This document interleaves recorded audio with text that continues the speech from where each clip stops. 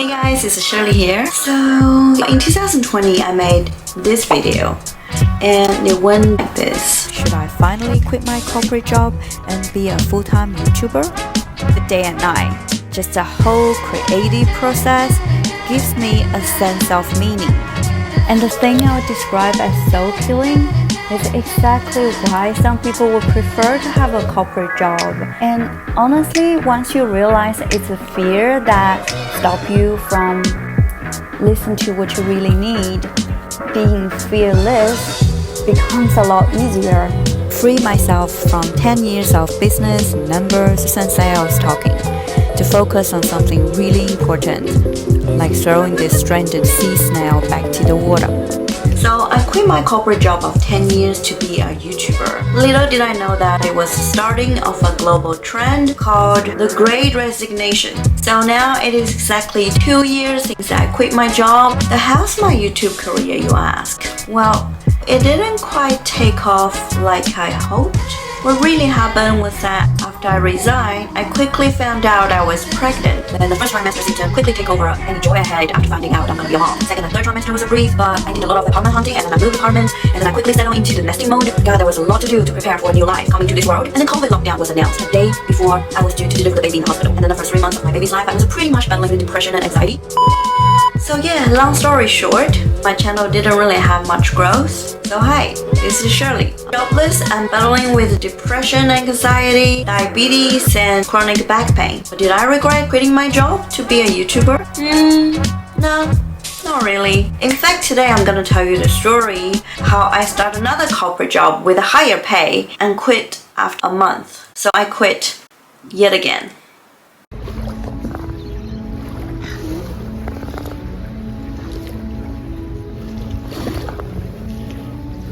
So, to understand the reason why I went back to corporate world again, you have to understand the mental state I was in. When Ollie was 8 months old, everything seems great on the surface. Ollie is growing bigger every day, and I enjoy spending time with the family. But there were other parts of being a mom that I just don't like. Endless chores. Now, I don't mind chores when I can also do something creative, something fulfilling, but with a baby, sometimes chores are all you do, all day. And let me be honest, most of the times, being with a baby is just a very lonely experience, no matter how much you love your baby. And deep inside, I am more anxious than ever. I already went through postnatal depression, COVID lockdown in Ollie's infant stage, then continuing COVID anxiety due to the fast-spreading Omicron.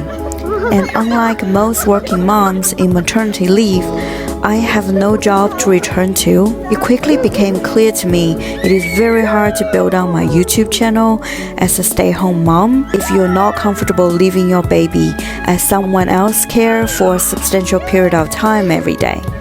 My savings running out, I started to have a bit of identity crisis, if you will. So this is when I received a phone call from someone who I used to work with. She practically just offered me a great position with a lot higher pay than my previous position.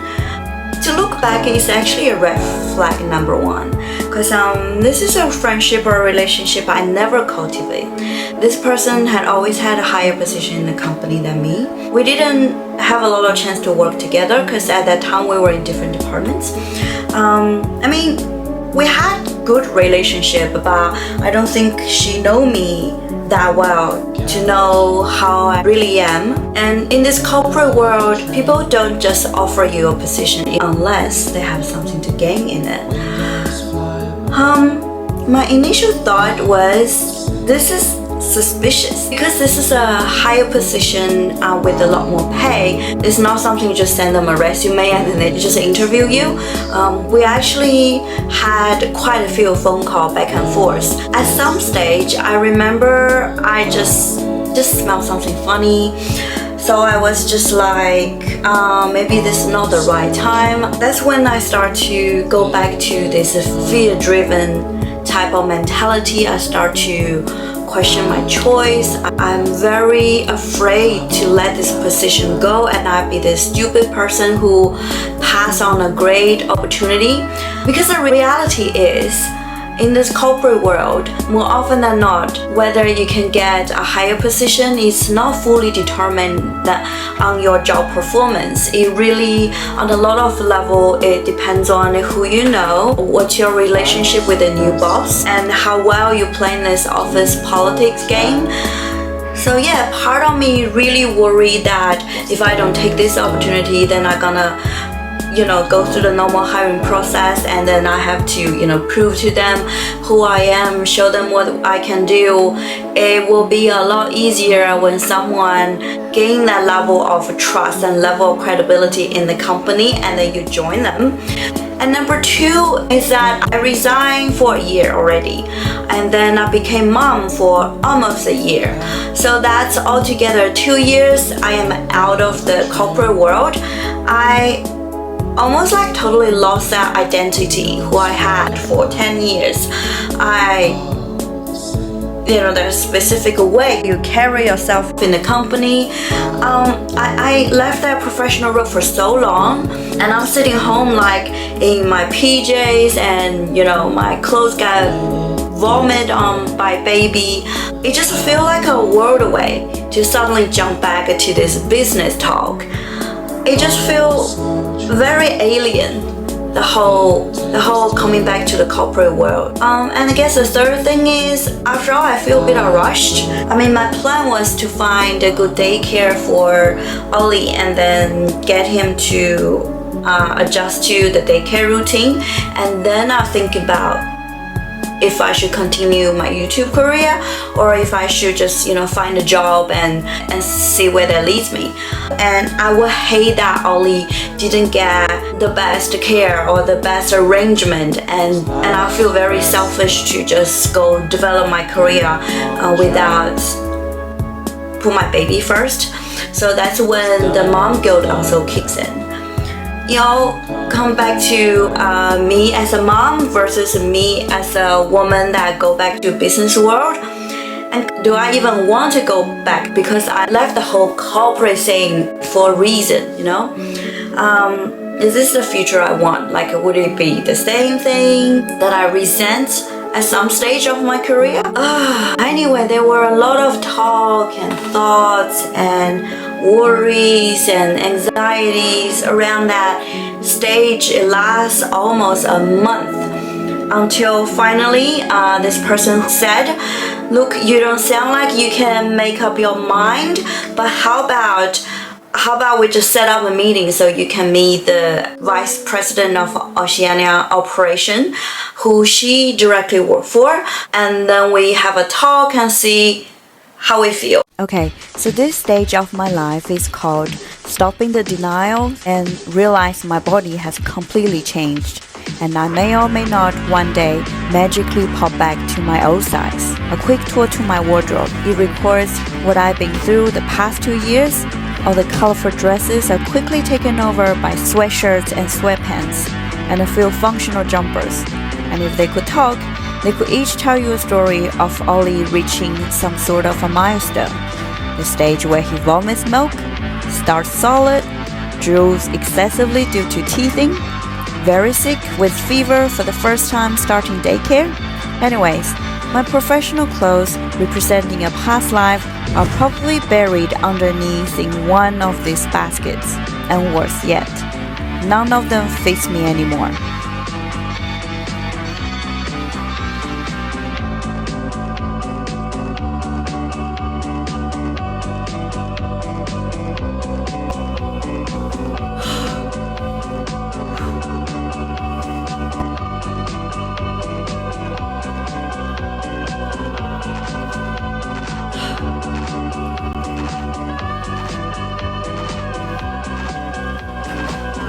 Third time is a charm, they say.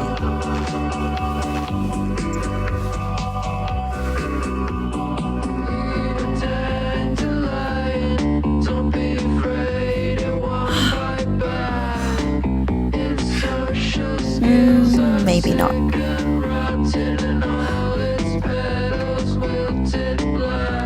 In case you couldn't tell, at this stage I already gave up the idea that I could find anything that fit me, and I'm just trying new things for fun to distract me from the depressing fact that I'm so busy with Ollie that I've totally forgotten to love this new body of mine. Okay, back to reality. I eventually picked this simple neutral tone dress. After all, it is a nice and warm autumn color and not over the top but not too casual. Still look too boring here. Okay, some simple jewelry with fixes.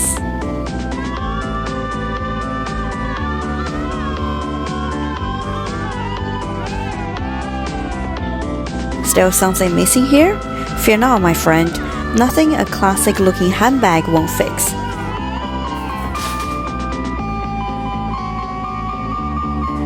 Okay, with limited time I have, I'm moderately happy with how I look, considering I only just emerged out of a whole year of mom duty 5 minutes ago. I think I'm ready. Wish me good luck. Bye.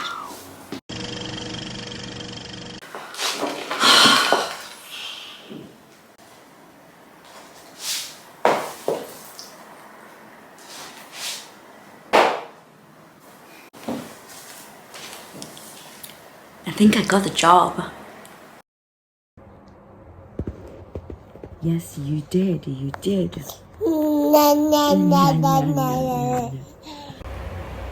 Hello guys, this is 7:30 a.m. It's not really that early, but the thing is I only slept like 2 hours last night because Ollie was, I think he was teething, so he woke up every few hours and crying hysterically. Poor thing, so I just couldn't sleep. And I don't know, I feel I can handle it if I know the rest of my day is just to take care of the baby. But to go to the city, get in the traffic and go to work, it's just really stressful, and I feel I'm really dreading, but this is my reality now, so I'm just gonna try to adapt my new normal. Bye bye Ollie, bye bye Ollie。我来帮你开。谢谢爸爸。走了啊。谢谢爸爸。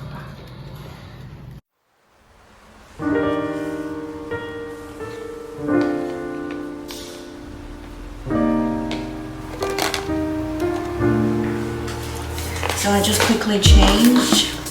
Now I have to get a quick breakfast. Ever since I had the baby, I also had the diabetes, which is something I should really take seriously and then learn to take good care of myself.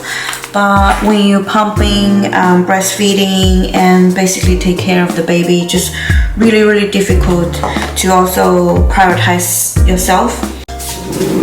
And I want to quickly talk about mom guilt. Mom guilt is a real thing, and it's not a real good feeling because it erodes your confidence of being a mom, and it constantly makes you second guess what you should do about your life. I mean, as a mom, we already try our best to give everything to our kid, and at the same time to learn how to balance your relationship with your partner, with your parents, and also your needs to develop and to grow in your professional life or in your personal life. It is a very difficult task. I mean, in theory, we know even when we're a mom now, we also have to try to learn to prioritize ourselves. But in reality, it's just hard. Even on your rational sense, you understand that's something you just have to do, and in the long run, it's probably going to be beneficial to both you and your child. But just when this mom guilt always comes out, when you have to make every daily decision, it almost paralyzes you. What helps me, and I'm still battling it at the moment, as you can see, what helps me is that I try to separate my emotional life to my rational sense.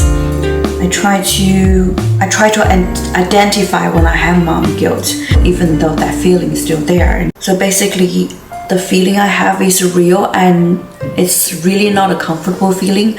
But at the same time, I constantly, rationally remind me this is just something you have to learn to do for your long-term happiness. And it's difficult to make a decision while you still have mom guilt.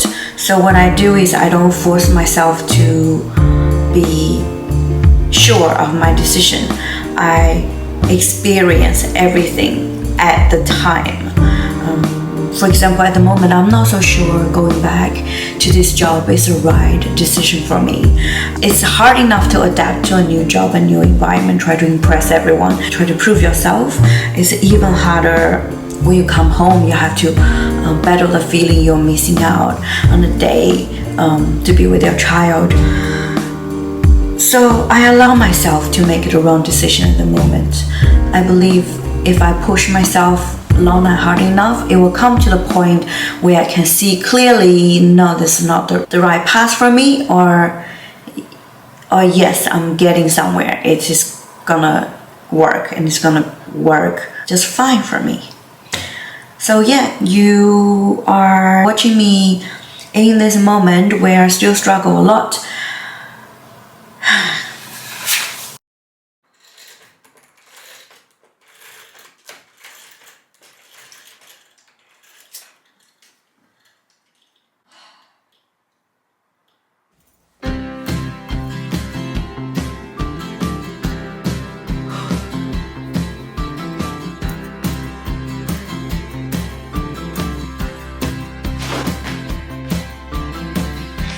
Job in the city. I got a house with a guest room. I don't know who's there. Got a person that loves me. She hates the way that I talk, I smoke, I stare. I'm a king in a castle. It is the third or fourth week. I actually can't remember. Yes, today is very windy and it does feel like winter already. So every morning before I go to work, I have like 100 reasons why I should quit, and I try to persuade myself to stick to what my heart tells you. But normally by the time I finish work, I start to adapt a lot more and I feel kind of like achieve at this job. I have a little sense of achievement. Then I start to forget why I have to resign. So that's the difficult part. I haven't really decided.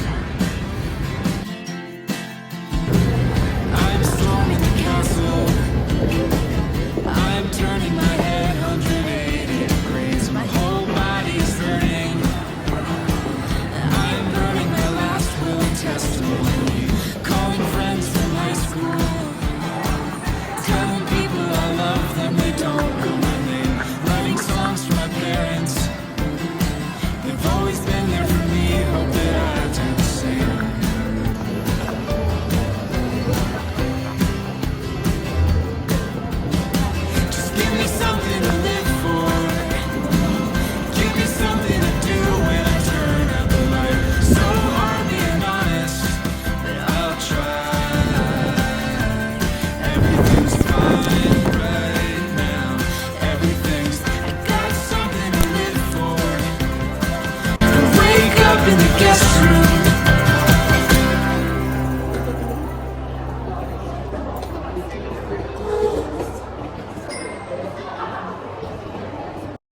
This station is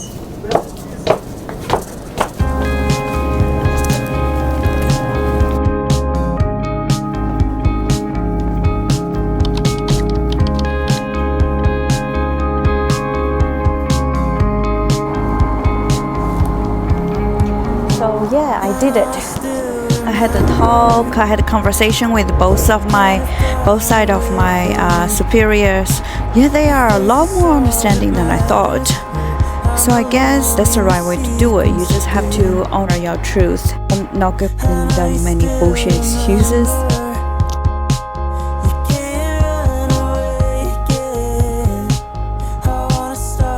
Now all I have to do is to return the work phone, write HR and formal email.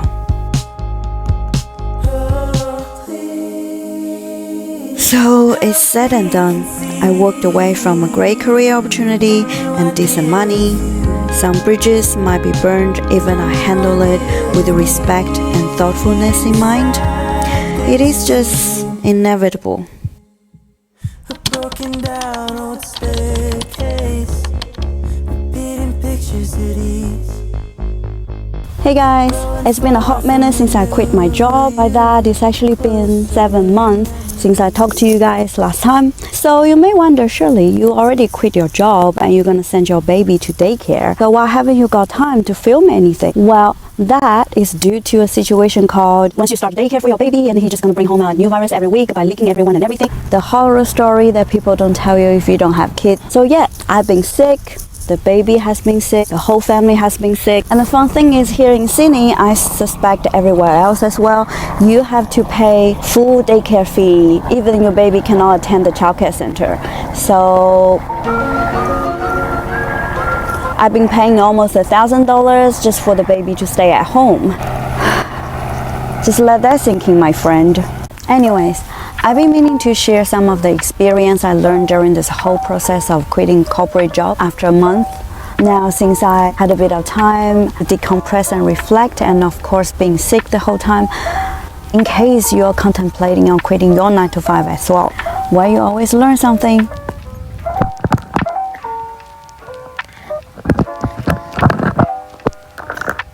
I guess the first lesson is I learned the importance of know yourself and what makes you happy.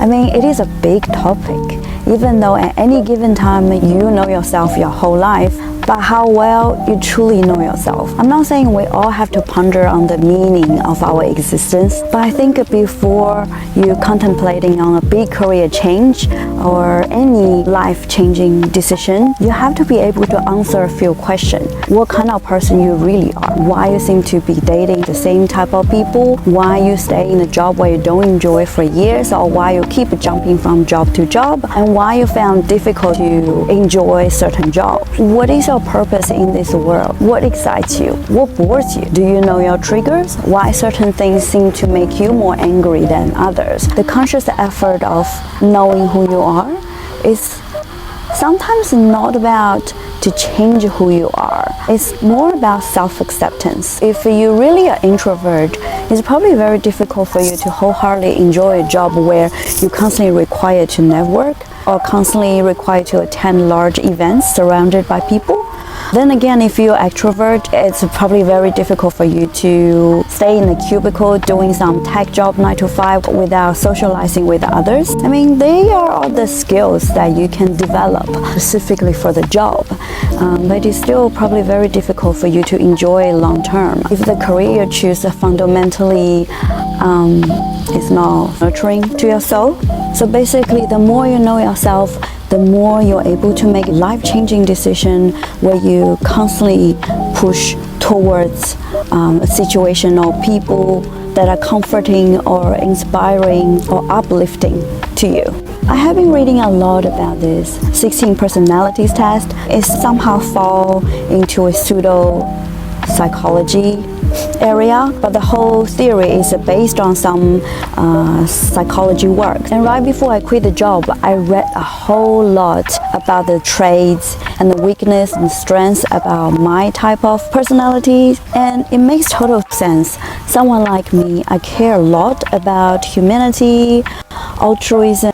It makes me really happy from the bottom of my heart. If I'm in a profession where I feel I can help people, that's where I derive my joy from, and that's where I get my value from. And it'd be even more ideal if this job can also let me use my creativity. I mean, of course, there are some great elements in a corporate job, but in general, this whole feeding the wheel of capitalism, it just doesn't create a meaning for myself. At the end of the day, anything you do is about making. When I was younger, I wholeheartedly believe staying in a corporate is a good career path. None of my direct family members are entrepreneurs. I don't know how to pursue entrepreneurship. I don't know if I have what it takes. Just the stability of a corporate job and a clear career path by climbing corporate ladders seems to be a wise choice for early 20-something. But after 10 years, it became very, very clear to me even though this job is good on the paper, it doesn't really offer me the long-lasting value that's important to me anymore. And then you just like feel empty and you question, are you gonna be happier 5 years down the road? And at a certain point I start to realize, even I get the progress or the higher position I want, it doesn't mean a whole lot to me. So once you see the end of the road, it doesn't excite you anymore, to leave is actually a responsible decision. So what I'm trying to say is, don't quit a job because your boss is an asshole. Don't quit a job because you had a bad week, bad month, or even a bad year. Quit your job when you have a clearer idea of who you are and what you want to pursue. And I think that will give you a lot of clarity when you kind of like in a limbo, where you go, should I resign or should I stay because it's good money, or for whatever the reason you want to stay.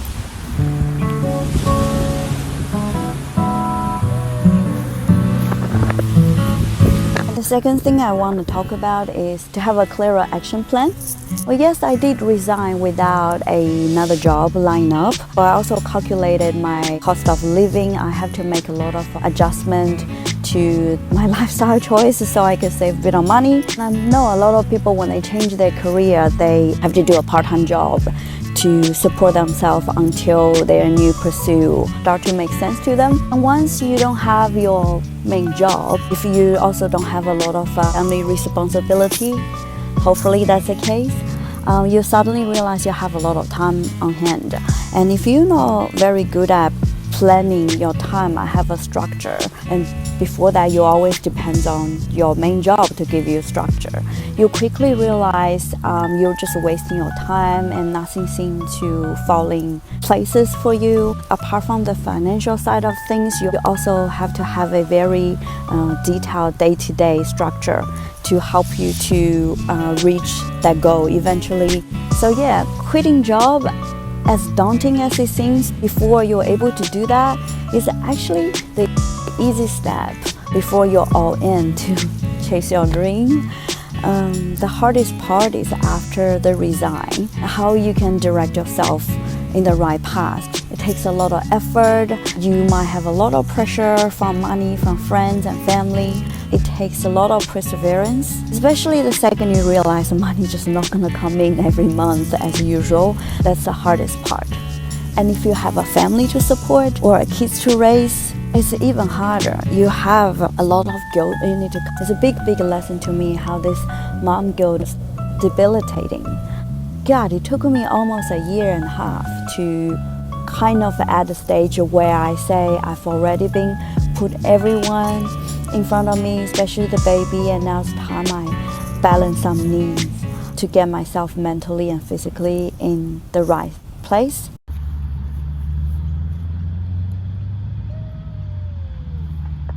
Flowers? And the last thing I want to say is the importance of your physical and mental health. Well, I guess the physical health is very easy for you to notice, but mental health is more abstract. Sometimes it will invade your detection. You don't even know you're not in the right mental state until when you maybe have a meltdown or you have a burnout. I mentioned the importance of having a structure. I mentioned the importance of know yourself. I know a lot of people, they're already very good at those things, but because they're so determined and so focused, they forgot to take good care of themselves, and they're like so close to success, or they're already pretty successful in their new pursuit, but they couldn't maintain or enjoy their success. I mean, that's a sad thing, because you quit your corporate career or whatever that is you're quitting from to pursue your dream, and you assume this will bring you happiness. And if it just leads to another burnout, it's just not worth it. I remember when I just graduated from uni, I took a sales job for a while because at the time I couldn't find anything better. I was very focused, just wanna be the best in my area. And some days I achieve my target or I'll be very happy, and the other day I'll just be really depressed because for some weird reason just nobody wants to buy anything. I remember there was an older guy who was very friendly, and he just seemed to be very, very chill, and he always reached his target. So I checked with him. I was just like, what's your secret? And he said, the secret to achieve your sales target is to not worry about if people are going to buy or not. I just had an epiphany. It suddenly opened my eyes to the fact that sometimes if you're too goal-driven, you lost your opportunity to enjoy the process, because you always have an agenda, you always have something to achieve. And to be honest, at this age, I feel success, even though it's very, very crucial you put enough effort in it. And eventually, if you can be successful or not, a lot of them are probably just luck or something you cannot control. So what I'm trying to say is, I guess to have a bit of grace to yourself. If you're already very driven, if you're already super hardworking, just try to balance out. Because nothing matters in this world if at the end of the day you cannot enjoy your time achieving that dream, if you cannot enjoy your time with your family, with your friends. So yeah, whatever that's meaningful to you that you are pursuing, that's just one element of life. Don't lose sight of a bigger picture of your happiness is consistent of a lot of little things in your life. So yes, I guess that's all I have for you right now. I'm gonna sign off and hopefully finish this video that it's a whole 1 year in the making, but I hope it's worth your time. Leave a comment down below if you have any question on resigning a corporate job or having a career also as a mom that you want to discuss. See you next time. Bye. I like saying the two of our names, but it would be a painless love, and that's a waste. Ali, look. Ali? Do it once again my way. Let's go on and forget yesterday. Hey, hey.